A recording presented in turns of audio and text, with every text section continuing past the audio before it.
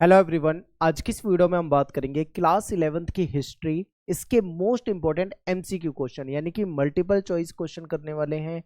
और ये क्वेश्चन हमारे मिड टर्म एग्जामिनेशन के लिए बहुत ज़्यादा हेल्पफुल होंगे। ठीक है, आपके हाफ ईयरली एग्जाम हो, मिड टर्म एग्जाम हो, सबके लिए हेल्पफुल होने वाले हैं, चाहे आप किसी भी बोर्ड से हो। बहुत सारे बच्चे क्वेश्चन करते हैं कमेंट में कि सर ये आरबीएससी में आएंगे क्या, ये बिहार बोर्ड में काम आएंगे, जैक बोर्ड में काम आएंगे, सीबीएसई में काम आएंगे। तो ये सभी जगह काम आएंगे क्योंकि ये जो क्वेश्चन बना रखे हैं ये सारे एनसीईआरटी की किताब से बनाए हैं। ठीक है, एनसीईआरटी जब आप पढ़ते हो तो उसमें बीच बीच में जो इंपॉर्टेंट पॉइंट होते हैं उन्हीं से मैंने ये एमसीक्यू बनाए, तो सब जगह काम आने वाले हैं। किसी भी बोर्ड से हो, बहुत ध्यान से आपको देखना है, इन क्वेश्चन को याद जरूर करना है। ठीक है, और टेलीग्राम ग्रुप ज्वाइन कर लो क्लास 11 ESP के नाम से। यहाँ पे आपको PDF नोट्स मिल जाया करेंगे और हमारी वेबसाइट वगैरह पे विजिट करोगे तो आपको वहाँ पे आपको क्विज वगैरह भी मिल जाएगी। ठीक है, वेबसाइट पे भी विजिट करना, और आप मुझे इंस्टा पे फॉलो कर सकते हो, एकलव्य स्टडी पॉइंट, ये मेरा यूजर नेम है। वेबसाइट के लिए आपको गूगल पे जाना है, eklavyastudypoint.com सर्च करना है। उसके बाद आपको अपनी क्लास में जाना है, आप क्विज में जा सकते हो, आपको MCQ वहाँ पे भी मिल जाएंगे। ठीक है, बाकी आपको टेबल के अंदर भी MCQ मिल जाएंगे, तो आप वहाँ से भी देख सकते हो। और सबसे इंपॉर्टेंट इन्फॉर्मेशन ये है कि लॉन्ग क्वेश्चन ऑलरेडी आ चुके हैं, जिसमें आपके 3 नंबर वाले, 8 नंबर वाले क्वेश्चन जो होते हैं, ठीक है, वो वहाँ पे करा दिए। और प्लेलिस्ट पूरी बनी हुई है। आपको क्या करना है, चैनल पे जाके प्लेलिस्ट में जाना है, वहाँ पे सर्च करना है। आप चैप्टर की वीडियो जरूर देखो, देखो 1-1 घंटे के चैप्टर बना रखे हैं, चैप्टर 1, 2, 3, 4 और ये 1 शॉट, ये सारी जरूर देखनी है वीडियो, ताकि आपके पेपर में अच्छे मार्क्स आ सके। ठीक है, अब बात करते हैं यहाँ पे हम MCQ क्वेश्चन की। आज हम मल्टीपल चॉइस क्वेश्चन करने वाले हैं। तो सबसे पहला क्वेश्चन आपके सामने है, बहुत ही सिंपल क्वेश्चन है, हर कोई बता देगा आराम से। ठीक है, क्वेश्चन है कि बताइए जो मेसोपोटामिया है ये निम्नलिखित में से किन 2 नदियों के बीच का उपजाऊ क्षेत्र था। आपको पता था कि 2 नदियों के बीच का उपजाऊ क्षेत्र था जिसको मेसोपोटामिया कहा जाता था। ठीक है, तो वो 2 नदियां कौन सी थी? ऑप्शन को देखेंगे बहुत ध्यान से, दजला और नील नदी। देखिए दजला तो थी लेकिन नील नदी नहीं थी, तो ये ऑप्शन नहीं होगा। फरात और नील नदी, देखिए नील नदी है ही नहीं, तो जहां पे भी आपको नील नदी दिख रहा है ना, आप उसको काट दो, बी भी काट दिया। फिर सी ऑप्शन देखो, दजला और फरात, ये बिल्कुल ठीक है। दजला और फरात ये 2 नदियां थी, इनके बीच का जो उपजाऊ क्षेत्र था उसको हम मेसोपोटामिया के नाम से जानते हैं। ठीक है, तो अपना सी ऑप्शन यहाँ पे करेक्ट हो जाएगा। अगले क्वेश्चन पे चलते हैं। नेक्स्ट क्वेश्चन है कि मेसोपोटामिया नाम जो है वो किस भाषा से संबंधित है, यानी कौन सी भाषा से संबंधित है। तो चैप्टर में मैंने डिटेल में बताया था आपको कि यूनानी भाषा के 2 शब्द थे। ठीक है, मेसोस और पोटामोस, उनसे मिलकर मेसोपोटामिया बना था, जिसका मतलब होता है 2 नदियों के बीच का इंपॉर्टेंट या फिर उपजाऊ क्षेत्र के रूप में आप इसको देख सकते हो। ठीक है, इसके बाद आपका तीसरा क्वेश्चन है, यानी नेक्स्ट क्वेश्चन है कि मेसोपोटामिया नाम जो है यूनानी भाषा के किन 2 शब्दों से मिलकर बना है। अभी मैंने थोड़ी देर पहले ही बता दिया आपको, मेसोस और पोटामोस, तो यहाँ पे भी आपका सी ऑप्शन हो जाएगा। ठीक है, सिंपल है बिल्कुल। अगले क्वेश्चन पे चलते हैं, 1 मिनट। ये फोर्थ क्वेश्चन है कि मेसोपोटामिया का क्षेत्र वर्तमान में किस गणराज्य का हिस्सा है। बहुत ध्यान से देखो, आज के समय में जो ये मेसोपोटामिया वाला क्षेत्र है वो कहाँ पर है। ऑप्शन में है ईरान, इराक, जॉर्डन, इजराइल। तो आप सभी जानते हैं कि इराक में है। ठीक है, तो बी ऑप्शन अपना यहाँ पे क्या हो जाएगा, करेक्ट हो जाएगा। ठीक है, अगले क्वेश्चन पे चलते हैं। नेक्स्ट क्वेश्चन है हमारा कि मेसोपोटामिया की सभ्यता के लिए सभ्यता डैश के लिए प्रसिद्ध थी, किस लिए फेमस थी। मेसोपोटामिया किस लिए जानी जाती है, तो देखिए ऑप्शन को बहुत ध्यान से देखना है। शहरी जीवन, बिल्कुल ठीक है, क्योंकि मेसोपोटामिया शहरी सभ्यता थी एक तरह से, तो शहरी जीवन के लिए जानी जाती है, सही है। समृद्ध साहित्य, बिल्कुल ठीक है ये भी। फिर गणित और खगोल विद्या, ये भी ठीक है, यानी कि तीनों ही यहाँ पे ठीक है, तो अपना आंसर क्या हो जाएगा, उपरोक्त सभी। ठीक है, नेक्स्ट क्वेश्चन पे चलते हैं। अगला क्वेश्चन है कि मेसोपोटामिया में पुरातत्व खोजों की शुरुआत डैश दशक में हुई। ठीक है, यानी जो पुरातत्व खोजों की शुरुआत हुई थी मेसोपोटामिया वाली, वो कब, कौन से दशक में हुई थी। दशक का मतलब 10 साल से होता है। ठीक है, 10 साल, जैसे कि मान लो इसका आंसर है 1840 का दशक। अब 1840 के दशक का मतलब क्या हो गया, इसका मतलब हो गया 1800, जैसे मैं आपको यहाँ पे समझा देता हूँ, दशक का मतलब होता है 10 साल, यानी 1840 से लेके 1850। ठीक है, ये दशक होता है। तो अपना यहाँ पे करेक्ट आंसर क्या होना चाहिए, अपना आंसर होना चाहिए डी ऑप्शन। ठीक है, डी पे आप टिक करोगे। अगले क्वेश्चन पे चलते हैं। यूरोप वासी जो थे, यानी जो यूरोप के रहने वाले लोग थे, उनके लिए मेसोपोटामिया जो था वो क्यों इतना इंपॉर्टेंट था, उसके पीछे रीजन क्या है। तो ऑप्शन को बहुत ध्यान से देखना है। तो देखिए, जो बाइबल है, बाइबल के प्रथम भाग में, यानी बाइबल का जो प्रथम भाग है उसमें ओल्ड टेस्टामेंट में इसका उल्लेख मिलता है, यानी इसका जिक्र मिलता है। क्या ये पॉइंट सही है? अगर आपने एनसीईआरटी पढ़ी होगी तो आप आराम से बता दोगे बिल्कुल ठीक है, यानी पहला जो ऑप्शन है ये बिल्कुल ठीक है, इसलिए इंपॉर्टेंट था। बी को पढ़ते हैं। ओल्ड टेस्टामेंट की बुक जो है उसमें बुक ऑफ जेनेसिस में शिमार का इसका उल्लेख होता है। तो यस बिल्कुल होता है, ठीक है, उसमें इसका जिक्र है, बिल्कुल उल्लेख होता है। तो बी भी अपना ठीक है। यूरोप के जो यात्री हैं और जो विद्वान हैं ये मेसोपोटामिया को अपने पूर्वजों की भूमि मानते हैं। क्या सी ऑप्शन ठीक है? तो सी ऑप्शन भी ठीक है, यानी यहाँ पे ए भी ठीक है, बी भी ठीक है, सी भी ठीक है। तो अपना आंसर क्या हो जाएगा? डी ऑप्शन लगा देंगे, ठीक है, उपरोक्त सभी। अगले क्वेश्चन पे चलते हैं, अगला क्वेश्चन देखते हैं। अगला क्वेश्चन है कि किस देश में 7000 से 6000 ईसा पूर्व, देखो बीसी की बात चल रही है यानी ईसा पूर्व की बात चल रही है, इसके बीच में खेती शुरू हो गई थी। तो यहाँ पे अपना आंसर हो जाएगा इराक, ठीक है, बी ऑप्शन यहाँ पे क्या हो जाएगा? अपना करेक्ट हो जाएगा। अगले क्वेश्चन पे चलते हैं। नेक्स्ट क्वेश्चन है कि कांसा तांबा और डैश से मिलकर बनता है, यानी जो कांसा होता है वो एक मिश्र धातु है। आप जानते होंगे कि दो धातुओं को मिला के बनता है कांसा। ये जो कांसा बनता है वो कौन सी धातुओं को मिला के बनता है? तो तांबा तो ठीक है, तांबे के साथ मिलाया जाता है टिन, ठीक है, टिन। अब ये टिन क्या होता है? टिन को रांगा भी कहा जाता है, यानी कि डी ऑप्शन आपका यहाँ पे करेक्ट हो जाएगा, ठीक है, रांगा। अगर मान लो आपको पेपर में ये क्वेश्चन आ जाए और टिन वहां पे आपको ना मिले, केवल रांगा लिखा हो तो आप रांगा करना, और मान लो ऑप्शन में रांगा ना लिखा मिले और टिन मिल जाए तो आपको टिन करना है, ठीक है, तो दोनों एक ही चीज होती है। नेक्स्ट क्वेश्चन पे चलते हैं। अगला क्वेश्चन है कि मेसोपोटामिया में किस चीज का अभाव था, यानी कौन सी चीज वहां पे नहीं उपलब्ध थी, ठीक है। तो देखिए वहां पे खनिज संसाधन उपलब्ध नहीं थे। हमने चैप्टर में पढ़ा था कि ये लोग क्या करते थे? बाहर से चीजों को मंगाते थे, ठीक है, तो खनिज संसाधन यहाँ पे क्या थे? अवेलेबल नहीं थे, ठीक है। आगे चलते हैं। अगला क्वेश्चन है कि मेसोपोटामिया के लोग लकड़ी, तांबा, चांदी, सोना, सीपी और विभिन्न प्रकार के जो पत्थर होते थे उसको कहाँ से मंगाते थे? तो ये लोग बाहर से मंगाते थे। बाहर से कहाँ से? ये तुर्की से भी मंगाते थे, ईरान से भी मंगाते थे, और जो खाड़ी पार के देश है उनसे भी मंगाते थे, ठीक है। इन सभी से इनका व्यापार होता था मेसोपोटामिया वालों का। तो हम यहाँ पे क्या करेंगे? डी ऑप्शन को करेक्ट कर देंगे, ठीक है, डी ऑप्शन अपना यहाँ पे क्या हो जाएगा? करेक्ट, यानी कि उपरोक्त सभी। अगला क्वेश्चन है कि मेसोपोटामिया में जो पहली पट्टिका पाई गई थी, ठीक है, पट्टिका क्या होती थी जिसपे ये लोग लिखा करते थे, वो कब की थी? यानी सबसे जो पहले यहाँ पे पट्टिका मिली है वो कब की है? तो ये 3200 ईसा पूर्व की है। अब पट्टिका क्या होती है ये समझ लीजिए। देखिए मिट्टी को ये क्या करते थे? गूंथते थे, यानी जो चिकनी मिट्टी होती थी उसको गूंथ देते थे, गीला करके आटे की तरह गूंथ देते थे, फिर ऐसी पट्टिका बना देते, चपटी पट्टिका बना देते थे। जब वो गीली होती थी तो किसी नुकीली चीज से उस पर लिखा करते थे, ठीक है, ये लोग नुकीली चीज से उस पर लिख देते थे, फिर उसको धूप में सुखा देते थे तो उस पर वो अक्षर आ जाते थे, ठीक है, तो इसी को पट्टिका कहा जाता है। तो पहली पट्टिका कब पाई गई? आप आंसर करोगे 3200 ईसा पूर्व में, ठीक है। अगले क्वेश्चन पे चलते हैं। नेक्स्ट क्वेश्चन है कि मेसोपोटामिया के लोग डैश पट्टिका के ऊपर लिखा करते थे, किस चीज की पट्टिका के ऊपर लिखा करते थे? इसका आंसर तो मैं आपको दे चुका हूं, ठीक है, आप सभी जानते कि ये लोग मिट्टी की पट्टिका के ऊपर लिखा करते थे, तो सी ऑप्शन हो जाएगा, ठीक है। अगले क्वेश्चन पे चलते हैं। नेक्स्ट क्वेश्चन है कि मेसोपोटामिया की सबसे जो पुरानी ज्ञात भाषा है वो कौन सी है, यानी सबसे पुरानी भाषा जो है वो कौन सी है जिसके बारे में हमें जानकारी है? तो मेसोपोटामिया की जो सबसे पुरानी ज्ञात भाषा है वो है सुमेरियन, ठीक है, सुमेरियन जो लैंग्वेज है ये यहाँ की सबसे पुरानी लैंग्वेज है। आगे चलते हैं।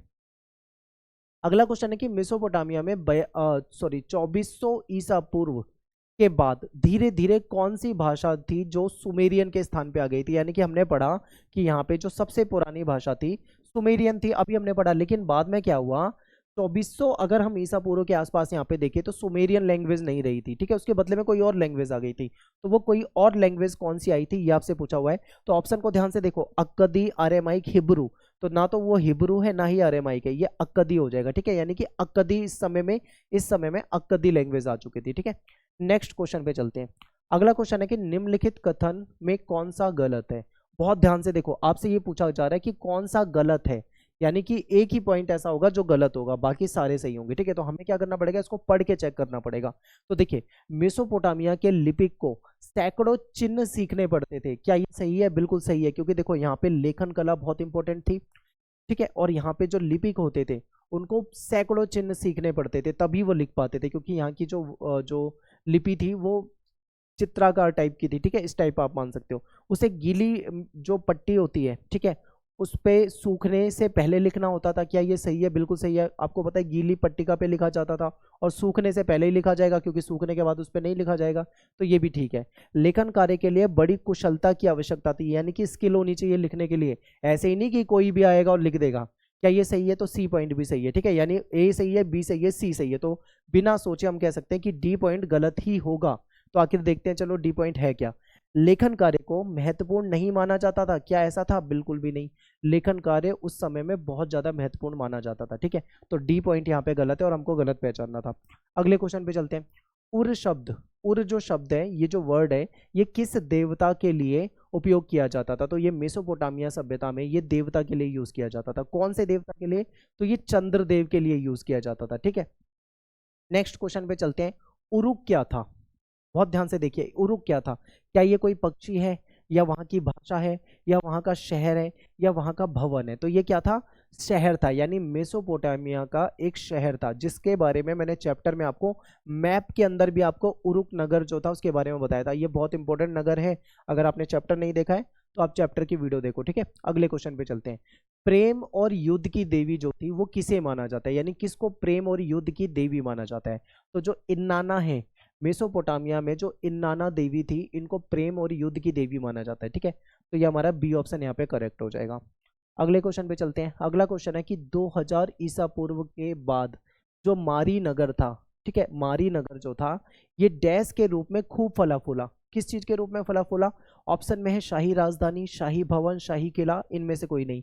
तो ये शाही राजधानी के रूप में फला फूला था। बहुत इंपॉर्टेंट क्वेश्चन है, मैं इसको कह रहा हूँ मोस्ट इंपॉर्टेंट क्वेश्चन। ठीक है, आपको ये बिल्कुल याद करके रखना है, हो सकता है पेपर में पूछ लिया जाए।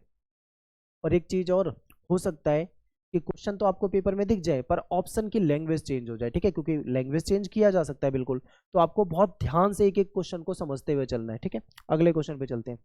अगला क्वेश्चन है कि मारी के जो राजा थे वो किस समुदाय से थे? हमने चैप्टर में पढ़ा था कि वो एमोराइट समुदाय से थे, उनकी जो पोशाक होती थी वो अलग होती थी, हमने ये भी पढ़ा था। और डैगन देवता की वो पूजा करा करते थे। ठीक है, उनको मानते थे, लेकिन वो मारी यहाँ के जो मेसोपोटामिया के जो देवता थे उनको भी मानते थे। ठीक है, तो एमोराइट हो जाएगा। अगले क्वेश्चन पे चलते हैं। साइप्रस द्वीप है जिसका नाम है अलाशिया। ठीक है, ये किसके व्यापार के लिए फेमस था, यानी किस चीज के व्यापार के लिए बहुत ज्यादा फेमस था? ऑप्शन को ध्यान से देखिए। कपड़े और तांबे के व्यापार के लिए? नहीं। सैनिक सामान के लिए? नहीं। तांबे और टीन के लिए? तो यस, सी ऑप्शन हो जाएगा यहाँ पे सही, कि ये तांबे और टीन के लिए जो था ये बहुत ज्यादा फेमस था। ठीक है, आगे चलते हैं। अगला क्वेश्चन है कि मेसोपोटामिया की दुनिया को सबसे बड़ी देन क्या है, यानी दुनिया को सबसे बड़ी जो देन है मेसोपोटामिया की वो क्या है? ऑप्शन में है गणित की विद्वतापूर्ण परंपरा, बिल्कुल ठीक है, आप इसको बिल्कुल टिक करोगे। फिर दूसरा है काल गणना की जो परंपरा थी इनकी, तो ये भी ठीक है, यानी यहाँ पे ए और बी दोनों ही ठीक है। ठीक है, तो सी ऑप्शन अपना करेक्ट हो जाएगा, ए और बी दोनों। अगले क्वेश्चन पे चलते हैं।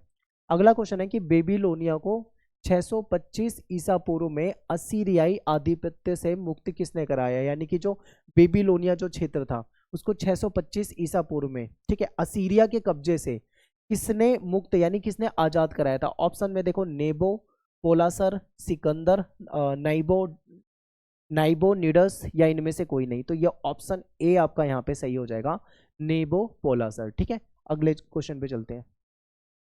अगला क्वेश्चन है कि परिवहन का सबसे सरल तरीका क्या था? तो हमने चैप्टर में पढ़ा था कि जो दजला और फरात नदी थी, उन नदियों से क्या होता था? ट्रांसपोर्ट होता था, यानी माल जो होता था उसकी आवाजाही होती थी, एक जगह से दूसरी जगह पे ले जाते थे। ठीक है, फिर हमने एक और चीज पढ़ी थी कि जैसे फरात नदी है, मान लीजिए, ये मान लीजिए फरात नदी है, तो इसकी जो सहायक नदियां निकलती थी, ठीक है, सहायक नदियों से भी मतलब क्या होता था? ट्रांसपोर्ट होता था। तो नदी मार्ग जो है बहुत इंपॉर्टेंट है, यानी जल मार्ग जिसको कहा जाता है। तो अपना आंसर क्या हो जाएगा यहाँ पे? जल मार्ग। चैप्टर नंबर 2 है 3 महाद्वीपों में फैला हुआ साम्राज्य। इसके इंपॉर्टेंट एमसीक्यू क्वेश्चन करते हैं। ठीक है, तो पहला क्वेश्चन हमारे सामने है कि पेपायरस क्या था? पेपायरस क्या था?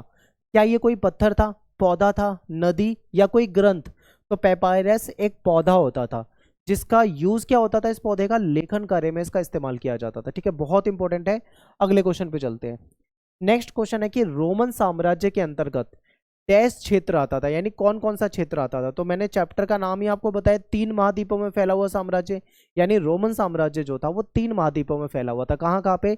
उसमें यूरोप का भी क्षेत्र आ जाता था, पश्चिमी एशिया वाला हिस्सा भी आ जाता था, और उत्तरी अफ्रीका भी आ जाता था, यानी तीनों आ जाता था। तो अपना आंसर क्या हो जाएगा यहाँ पे? उपरोक्त सभी। ठीक है, अगले क्वेश्चन पे चलते हैं।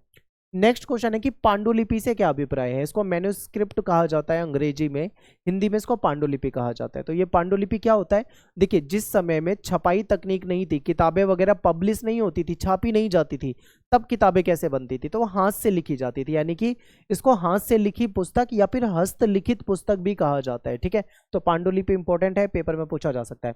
अगला क्वेश्चन है कि रोम और डैश के लोग आपस में प्रतिद्वंदी थे, यानी रोम के लोगों का कॉम्पिटिटर था, कौन सा देश कॉम्पिटिटर था, ठीक है, और ये आपस में लड़ते भी रहते थे, यानी कॉम्पिटिटर भी थे और लड़ते भी थे। ऑप्शन में है मिस्र नहीं, इराक नहीं, ठीक है, ईरान, यस, रोम वर्सेस ईरान, ठीक है, हमने पढ़ा हुआ है, तो ये था। नेक्स्ट पे चलते हैं। अगला क्वेश्चन है कि निम्नलिखित में से किसे रोमन साम्राज्य का हृदय कहा जाता था। बहुत इंपॉर्टेंट, बहुत ही अच्छा क्वेश्चन है, पेपर में बहुत पूछा जाता है। भूमध्य सागर, ठीक है, भूमध्य सागर जो है इसको रोमन साम्राज्य का हृदय कहा जाता था, बहुत इंपॉर्टेंट है, ठीक है। नेक्स्ट क्वेश्चन देखते हैं। प्रथम सम्राट डैश, ठीक है, सॉरी, प्रथम सम्राट ऑगस्टस ने 27 ईसा पूर्व में जो राज्य स्थापित किया था उसे क्या कहा जाता था, यानी जो प्रथम जो सम्राट है ऑगस्टस, इसने जो राज्य स्थापित किया था, ठीक है, इसको प्रिंसिपेट के नाम से जाना जाता है। तो बी ऑप्शन आपका यहाँ पे क्या हो जाएगा, करेक्ट हो जाएगा, ठीक है। अगले क्वेश्चन पे चलते हैं। नेक्स्ट क्वेश्चन है कि जो सीनेट है, जिसको सेनेट भी कहते हैं, सीनेट कहा जाता है वैसे तो, सीनेट जो है रोम में एक संस्था होती थी जिसमें डैश वर्ग को शामिल किया जाता था। तो देखिए सीनेट क्या है, रोम की एक ऐसी संस्था है जिसमें ताकतवर लोग शामिल थे, ठीक है। तो यहाँ पे देखो, बहुत ध्यान से देखो, कुलीन और अभिजात दोनों का एक ही मतलब होता है, ठीक है, कुलीन अभिजात एक ही होता है। कुलीन कौन सा वर्ग होता है, ऐसा वर्ग जो अमीर हो, पैसे वाला हो, जो ताकतवर हो, जिसका सत्ता के कहीं ना कहीं करीब हो, उसका वर्चस्व हो, ऐसा ही अभिजात वर्ग को भी कहा जाता है। तो ये दोनों ही ठीक है। जमींदार भी आ जाएंगे, क्योंकि जमींदार भी उस समय में क्या होते थे, अमीर ही होते थे। तो ये सभी मिलाकर क्या होता था, इनकी एक संस्था थी जिसको सीनेट कहा जाता था। तो अपना आंसर यहाँ पे हो जाएगा उपरोक्त सभी। नेक्स्ट क्वेश्चन है कि दिनारियस क्या था। दिनारियस एक सिक्का था, तो वो किस चीज का सिक्का था, क्या वो सोने का था, चांदी का सिक्का था, या तांबे का सिक्का था। तो वो चांदी का सिक्का होता था, ठीक है। जो दिनारियस होता था ये एक रोम का सिक्का था, ठीक है, रोमन साम्राज्य का सिक्का है, चांदी का सिक्का है, 4.5 ग्राम विशुद्ध चांदी का सिक्का होता था। बहुत इंपॉर्टेंट है, पूछा जाएगा पेपर में, ठीक है। आगे चलते हैं। अगला क्वेश्चन है कि निम्नलिखित में से किस सम्राट ने सेनेटर के सेना में सेवा करने पर पाबंदी लगा दी थी। तो गैलिनस ने लगाई थी, ठीक है। इसने क्या करा था, सेनेटरों पे पाबंदी लगा दी थी, यानी बैन कर दिया था। क्यों बैन कर दिया था, सेनेटर कहीं ना कहीं ये नहीं चाहता था कि सेनेटर और ज्यादा ताकतवर हो, ठीक है, कहीं ना कहीं उनकी सत्ता को कम करना चाहता था, उनके प्रभाव और उनके प्रभुत्व, उनके वर्चस्व को कम करना चाहता था। इसीलिए ये जो गैलिनस था, कहीं ना कहीं इसने सेनेटर को बैन कर दिया था, ठीक है, ताकि वो सेना में ना जा सके। आगे चलते हैं। नेक्स्ट क्वेश्चन है कि रोमन साम्राज्य के राजनीतिक इतिहास के 3 मुख्य खिलाड़ी कौन थे। बहुत सिंपल क्वेश्चन है, आपने चैप्टर पढ़ा है तो आपको पता होगा कि जो रोमन साम्राज्य था उसमें सबसे शीर्ष पे होता था सम्राट, यानी सम्राट तो इंपॉर्टेंट है, ठीक है, तो पहला ऑप्शन ठीक है। फिर होता था अभिजात वर्ग, तो अभिजात वर्ग भी इंपॉर्टेंट है, और फिर होती थी सेना, यानी ये तीनों राजनीतिक खिलाड़ी है, ठीक है। तो ए बी सी तीनों सही है, तो अपना आंसर क्या हो जाएगा, उपरोक्त सभी, ठीक है।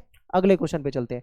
नेक्स्ट क्वेश्चन है कि ईरान में जो ससानी वंश है, ठीक है, ये आक्रामक वंश था, ये कब उभर कर सामने आया था। होता क्या था कि ये क्या करते थे, ये रोमन साम्राज्य में आक्रमण कर देते थे, वहां के लोगों को मार देते थे, वहां की सेना को मार देते थे, ठीक है, ऐसा करते थे। ये 225 ईस्वी में उभर कर सामने आया था। बहुत इंपॉर्टेंट है, हो सकता है आपके पेपर में आ जाए, तो इनको याद कर लेना, ठीक है। अगला क्वेश्चन है कि रोमन साम्राज्य की आधुनिक विशेषता क्या थी। तो एकल परिवार, आपको पता है यहाँ जॉइंट फैमिली तो होती नहीं थी, यहाँ पे न्यूक्लियर फैमिली या सिंगल फैमिली के रूप में आप इसको देख सकते हो। तो मैं थोड़ा जल्दी बता रहा हूँ ताकि आपके रिवीजन जल्दी हो जाए, ठीक है। अब यहाँ पे हम एकल परिवार को समझ लेते हैं। इसमें एक होता है पति, ठीक है, उसकी होती है पत्नी, और पति पत्नी के जो भी बच्चे हैं, 1 बच्चा 2 बच्चा 3 बच्चे जो भी है वो रहा करते थे। तो ऐसे परिवार को हम क्या कहते हैं, एकल परिवार कहा करते हैं। अगला क्वेश्चन है कि एम्फोरा शब्द जो है वो किससे संबंधित है, बहुत इंपॉर्टेंट है। तो देखिए एम्फोरा जो है ये मटका या कंटेनर है, यानी इसमें कोई जो लिक्विड वगैरह चीजें होती है, इस टाइप की चीजों को ले जाया जाता था, ठीक है। तो एम्फोरा क्या है, मटका या कंटेनर को कहा जाता है। नेक्स्ट है कि रोम में मोंटी टेस्टेकियो स्थल पर लगभग डैश से अधिक मटकों के अवशेष मिले हैं। तो 5 करोड़ से भी ज्यादा मटकों के अवशेष इस स्थान पे मिले हैं, ठीक है, इंपॉर्टेंट है, याद रखना है। अगले क्वेश्चन पे चलते हैं। नेक्स्ट क्वेश्चन है कि सिकंदर जो था वो यूनान के किस राज्य का शासक था। तो ये मकदूनिया का शासक था। सी ऑप्शन आपका यहाँ पे क्या हो जाएगा, करेक्ट हो जाएगा, ठीक है। नेक्स्ट पे चलते हैं। ईसाई धर्म रोमन साम्राज्य का राजकीय धर्म कब बन चुका था, यानी राजकीय धर्म, ठीक है। तो ये 4वीं शताब्दी की बात है, 4वीं शताब्दी ईस्वी की बात है। तो डी ऑप्शन आपका यहाँ पे क्या हो जाएगा, करेक्ट हो जाएगा, ठीक है। अगले क्वेश्चन पे चलते हैं। नेक्स्ट क्वेश्चन है कि ईसाई धर्म को रोमन साम्राज्य में आधिकारिक धर्म किस सम्राट ने बनाया था। ऑप्शन को बहुत ध्यान से देखिए। ऑगस्टस नहीं है, टिबेरियस भी नहीं है, गैलिनस भी नहीं है, कॉन्स्टेंटाइन जो है ये हो जाएगा। तो आपका डी ऑप्शन यहाँ पे क्या हो जाएगा, करेक्ट हो जाएगा। ठीक है, आगे चलते हैं। नेक्स्ट क्वेश्चन है कि रोमन शहरी जीवन में स्पेक्टुला नामक जो एक मनोरंजन शो होता था, एक गेम होता था, शो होता था, ये साल में कम से कम कितने दिन के लिए होता था। ठीक है, बहुत इंपॉर्टेंट है ये, 176 दिन यानी 176 डेज के लिए होता था। ठीक है, याद रखना है आपको। नेक्स्ट पे चलते हैं। अगला प्रश्न है कि रोमन साम्राज्य का जो चांदी का सिक्का था, जिसको दिनारियस कहा जाता है, उसका वजन कितना होता था। आई थिंक ये क्वेश्चन 2 बार आ रहा है, मैंने पहले भी करा दिया। ये 4.5 ग्राम का विशुद्ध चांदी का सिक्का होता था। ये क्वेश्चन रिपीट हो गया। ठीक है, आगे चलते हैं। अगला क्वेश्चन है कि स्पेन डैश के व्यापार के लिए बहुत ज्यादा फेमस था। तो किस चीज के व्यापार के लिए फेमस था, ध्यान से देखिए। जैतून का तेल, शराब, धातु या इनमें से कोई नहीं। तो ये जैतून के तेल के व्यापार के लिए बहुत ज्यादा फेमस था। ठीक है, स्पेन, याद रखना है, पेपर में पूछा जाता है। अगला क्वेश्चन है कि सॉलिडस क्या था। सॉलिडस भी एक सिक्का ही था, लेकिन ये चांदी का सिक्का नहीं था, ये गोल्ड यानी सोने का सिक्का था। ठीक है, तो ऑप्शन में देखो सोना कहाँ पे है, यस ये रहा। तो ए ऑप्शन आपका करेक्ट हो जाएगा, सोने का सिक्का। ठीक है, अगले क्वेश्चन पे चलते हैं। तो यहाँ पे हमारा ये चैप्टर खत्म हो जाता है। चैप्टर नंबर 3 करेंगे अब यहाँ पे, यायावर साम्राज्य। इसके इंपॉर्टेंट एमसीक्यू क्वेश्चन देखने वाले हैं। ठीक है, चैप्टर नंबर 3 के इंपॉर्टेंट एमसीक्यू क्वेश्चन देखते हैं। चैप्टर है हमारा यायावर साम्राज्य। पहला क्वेश्चन है कि मंगोलों का प्रमुख व्यवसाय क्या था, यानी मंगोलों का प्रमुख व्यवसाय क्या था, हमने चैप्टर में डिटेल में पढ़ा था। देखो ये लोग कृषि तो करते नहीं थे, तो अपना ए ऑप्शन जो है यहाँ पे कट हो जाएगा। ठीक है, इसको तो हम रखेंगे नहीं। ज्योतिष भी कट हो जाएगा, शिल्पकार वगैरह भी आप काट सकते हो, क्योंकि जो सही ऑप्शन है उसमें यहाँ पे आपको पशुपालन दिख रहा है, क्योंकि भाई ये जिस जगह पे रहते थे वहां पे घास के मैदान होते थे, पशुपालन वगैरह होता था। ठीक है, शिकार भी करा करते थे, ये भी बिल्कुल ठीक है। संग्राहक थे, ये भी ठीक है। ठीक है, तो बी ऑप्शन आपको यहाँ पे ठीक लगेगा। इसके अलावा सारे ऑप्शन गलत है, तो आंसर अपना क्या हो जाएगा यहाँ पे, बी। अगले क्वेश्चन पे चलते हैं। अगला क्वेश्चन है कि एक बर्बर यूनानी भाषा, बर्बर जो है ना, वो एक यूनानी भाषा का शब्द है, जिसका अर्थ क्या है, यानी बर्बर जो शब्द है यहाँ पे, ये जो वर्ड है, ये कौन सी भाषा का शब्द है, ये यूनानी भाषा का शब्द है। ठीक है, तो इसका मतलब क्या होता है, तो ये किसके लिए यूज किया जाता था, ये ऐसे लोगों के लिए यूज किया जाता था जो गैर यूनानी थे, यानी कि जो यूनान के नहीं थे। ठीक है, उनको बर्बर कहा जाता था। तो यहाँ पे हमारा सही आंसर हो जाएगा सी। ठीक है, अगले क्वेश्चन पे चलते हैं। नेक्स्ट क्वेश्चन है कि जो चीन की महान दीवार है, यानी जिसे ग्रेट वॉल ऑफ चाइना कहा जाता है, वो क्यों बनाई गई थी, उसका निर्माण क्यों करा गया था। ध्यान से ऑप्शन देखिए। राज्य की सुंदरता को बढ़ाने के लिए, गलत है। व्यापार की वृद्धि के लिए, ये भी गलत है। ठीक है, कृषि क्षेत्र में किलेबंदी के लिए, ये भी गलत है।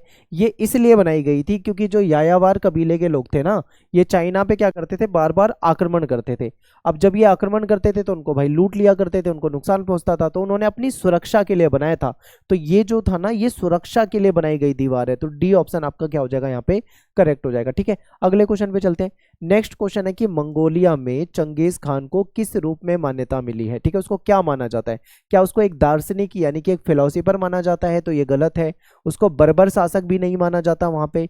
ठीक है, उसको यायावर सम्राट के रूप में तो देखते हैं, लेकिन उसको जो मेन चीज है ना, वो है महान राष्ट्रनायक के रूप में देखा जाता है, यानी कि उसको महान राष्ट्रनायक मानते हैं मंगोलिया के लोग। किसको, चंगेज खान को। ठीक है, बहुत इंपॉर्टेंट है, हो सकता है पेपर में क्वेश्चन आ जाए। अगला क्वेश्चन है कि चंगेज खान का प्रारंभिक नाम क्या था, यानी उसका प्रारंभिक शुरुआती नाम क्या था, बचपन का नाम क्या था, तो उसको तैमुजिन कहा जाता था। ठीक है, क्या नाम था उसका, तैमुजिन। आगे चलते हैं नेक्स्ट क्वेश्चन पे। नेक्स्ट क्वेश्चन है कि मंगोल कबीलों, जो मंगोल कबीले हैं, इसके सरदारों की सभा हुई थी। ठीक है, जिसको कर्तलियाई ने चंगेज खान को किस उपाधि से विभूषित किया गया था। तो जो मंगोल कबीलों का इन्होंने एक सभा बुलाई थी। ठीक है, एक सभा बुलाई थी इन्होंने, उस सभा में जो इनको उपाधि दी गई थी, वो किस उपाधि से इनको विभूषित किया गया था। तो एक बार सारी उपाधियों को ध्यान से देखो इसमें, तो इसका सही आंसर हो जाएगा समुद्री खान या सार्वभौम शासक, इस नाम से ठीक है उसको विभूषित किया गया था। अगले क्वेश्चन पे चलते हैं। यायावर लोग जो थे वो मूलतः थे, यानी यायावर लोग जो थे वो क्या थे, डैश थे। ठीक है, डैश में क्या भरना है हमको, स्थायी निवास करने वाले थे, बिल्कुल भी नहीं, वो स्थायी नहीं रहते थे। ठीक है, कृषि भी नहीं करते थे, वो घुमक्कड़ थे, यानी कि यायावर कह लो, खानाबदोश कह लो, घुमक्कड़ कह लो, तो ये तीनों आपके सही हो जाएंगे। ठीक है, तो यहाँ पे क्या है, चाहे अगर मान लो यहाँ पे घुमक्कड़ की जगह यायावर लिखा हुआ है तो भी आपको वही लगाना है। ठीक है, अगर यहाँ पे खानाबदोश लिखा है तो भी आपको यही लगाना है। तो ये आपका सही ऑप्शन है, सी ऑप्शन आप यहाँ पे क्या करोगे, करेक्ट करोगे। ठीक है, अगले क्वेश्चन पे चलते हैं। निम्न में से कौन सी मध्य एशिया की चारण भूमि है। ध्यान से देखिए, पम्पास, वेल्ड्स, प्रेरी, स्टेपीज। तो अगर आपने चैप्टर को अच्छे से पढ़ा होगा तो आपको पता होगा स्टेपीज जो घास के मैदान थे, ठीक है, वो यहाँ पे महत्वपूर्ण है। आगे चलते हैं अगले क्वेश्चन पे कि मंगोल निम्नलिखित में से कौन सा कार्य नहीं करते थे। वो पशुपालन करते थे, हमने पढ़ा, वो शिकार भी करते थे, वो व्यापार भी करते थे, लेकिन वो कृषि नहीं करते थे, ठीक है। तो सी ऑप्शन आपको यहाँ पे काट देना है। अगला क्वेश्चन, चंगेज खान के पिता का नाम क्या था। तो आप ध्यान से देखो, चंगेज खान के पिता का नाम था येसु जई, ठीक है। डी ऑप्शन आपका यहाँ पे क्या हो जाएगा, करेक्ट हो जाएगा। अगला क्वेश्चन है कि पेकिंग नगर जो है इसको कब लूटा गया था। इसको लूट लिया गया था, कब लूटा गया था, 1215 में इसको लूट लिया गया था, ठीक है। अगला क्वेश्चन है कि चंगेज खान की मृत्यु कब हुई थी। तो 1227 में हुई थी। तो ये इंपॉर्टेंट है, सी ऑप्शन आपको यहाँ पे करेक्ट कर देना है। आगे चलते हैं। नेक्स्ट क्वेश्चन है कि चंगेज खान के 4 पुत्रों के अधीन उसकी जो नई सैनिक टुकड़ी बनी थी उसको क्या नाम दिया गया था, उसको क्या कहा जाता था। तो ऑप्शन ध्यान से देखिए, इसको नोयास कहा जाता था, ठीक है, नोयास। अगला क्वेश्चन है कि चंगेज खान ने अपनी किस पुत्र को अपना उत्तराधिकारी बनाने का संकेत दिया था और उसे कौन सी उपाधि से सम्मानित किया था। तो देखिए, ध्यान से देखिए, नाम जो उसका ओगोदेई पुत्र था ना, उसका तीसरा पुत्र था, ठीक है। इसको उसने कहा था कि इसको बनाया जाएगा उसका उत्तराधिकारी, उसको महान खान की उपाधि से विभूषित किया गया था, ठीक है। महान खान की उपाधि से इसको सम्मानित किया गया था। आप ये बता सकते हो, सी ऑप्शन। अगला क्वेश्चन है कि चंगेज खान ने कौन सी पद्धति अपनाई थी, ठीक है। यहाँ पे टाइपिंग की मिस्टेक है, कौन सी पद्धति अपनाई थी जिससे दूर दराज के क्षेत्र में जो कम्युनिकेशन है, संपर्क है, वो आसानी से हो जाता था। तो ये हरकारा पद्धति थी, ठीक है। इसको हरकारा पद्धति कहा जाता है। अगर आपने जो लॉन्ग क्वेश्चन वाली वीडियो है उसे देखा होगा तो वहां पे मैंने आपको करा रखा है, ठीक है। तो यहाँ पे अपना ये तीसरे चैप्टर के इंपॉर्टेंट क्वेश्चन खत्म हो जाते हैं। अब बात करते हैं चैप्टर नंबर 4 के, फ्यूडलिज्म, सामंतवाद। ये जो शब्द है ये किस भाषा के फ्यूड शब्द से निकला है। तो ध्यान से देखिए, लैटिन, जर्मन, फ्रेंच, रोमन। तो ये जर्मन भाषा का जो फ्यूड शब्द है इसमें से निकला है, ठीक है। जिसका मतलब क्या होता था, इसका मतलब होता था जमीन का टुकड़ा, ठीक है। फ्यूड क्या होता था, जमीन का टुकड़ा। अगला क्वेश्चन है कि जर्मनी की किस जनजाति ने गॉल प्रांत जो था उसको अपना नाम दिया और उसको फ्रांस बाद में कहा जाने लगा। तो ध्यान से देखिए, जो फ्रैंक जनजाति थी ना, इसने गॉल प्रांत को अपना नाम दिया था जिससे उसको फ्रांस कहा जाने लगा। अगला क्वेश्चन है कि पादरियों ने स्वयं को किस वर्ग में रखा था। तो पादरियों ने स्वयं को प्रथम वर्ग में रखा हुआ था, ठीक है। नेक्स्ट क्वेश्चन है कि निम्नलिखित में से कौन सा अभिजात वर्ग से संबंधित नहीं है। तो देखिए, ध्यान से पढ़ना पड़ेगा तभी हमें समझ में आएगा। अभिजात वर्ग का अपनी संपदा पर स्थायी तौर पे नियंत्रण होता था, क्या ये सही है, बिल्कुल सही है। ये अपनी सैन्य क्षमता को भी बढ़ा सकते थे, ये भी पॉइंट ठीक है। ये अपने खुद के न्यायालय भी लगा सकते थे और अपनी मुद्रा भी चला सकते थे, ये भी बिल्कुल ठीक है। तो यहाँ पे सारे ही ठीक है, तो अपना आंसर क्या हो जाएगा, उपरोक्त सभी, ठीक है। अगले क्वेश्चन पे चलते हैं। मेनर शब्द जो है वो किससे संबंधित है। क्या ये विभाग से संबंधित है, सेना, घर, किला, किससे संबंधित है। तो ये घर से संबंधित है, ठीक है। तो सी ऑप्शन हो जाएगा। अगला क्वेश्चन है कि नाइट कौन थे। नाइट जो थे वो योद्धा होते थे, ठीक है। योद्धा बोले तो यहाँ पे सैनिक ऑप्शन आपका ठीक हो जाएगा, यानी वो सैनिक थे, ठीक है। अपने लॉर्ड के लिए ये लड़ा करते थे। अगला क्वेश्चन है कि फीफ के बारे में कौन सा कथन गलत है। फीफ जो था भूमि का टुकड़ा था, बिल्कुल सही है। फीफ को उत्तराधिकार में पाया जा सकता था, बिल्कुल ठीक है, उत्तराधिकार में पाया जा सकता था। ये 1000 2000 एकड़ की भी हो सकती थी या फिर इससे भी ज्यादा हो सकती थी, ये भी ठीक है। लेकिन जो लास्ट ऑप्शन है, फीफ एक विशाल सेना थी, एक बड़ी सेना थी, ये बिल्कुल गलत है। फीफ कोई सेना नहीं थी, बल्कि वो तो एक जमीन का टुकड़ा था, ठीक है। आगे चलते हैं। नेक्स्ट क्वेश्चन है कि पश्चिमी चर्च के जो अध्यक्ष थे जिनको पॉप कहा जाता था, ठीक है, वो कहाँ पे रहते थे। इंग्लैंड, फ्रांस, स्कॉटलैंड, रोम। तो ये रोम में रहा करते थे। तो डी ऑप्शन आपका यहाँ पे क्या हो जाएगा, करेक्ट हो जाएगा, ठीक है। अगले क्वेश्चन पे चलते हैं।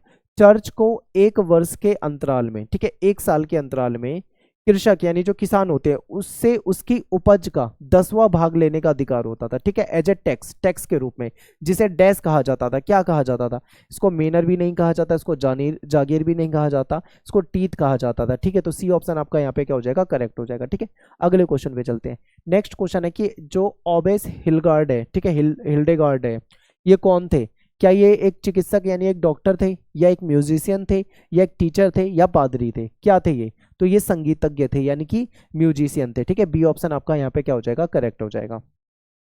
नेक्स्ट क्वेश्चन पे चलते हैं कि भिक्षुओं का एक ऐसा समूह जिसने 13वीं सदी में मठ में ना रहने का फैसला लिया था, ठीक है, इसको किस नाम से जाना जाता है। तो ये फ्रायर कहलाते थे, ठीक है। ये एक जगह से दूसरी जगह पे घूमते थे, घूम घूम कर उपदेश देते थे।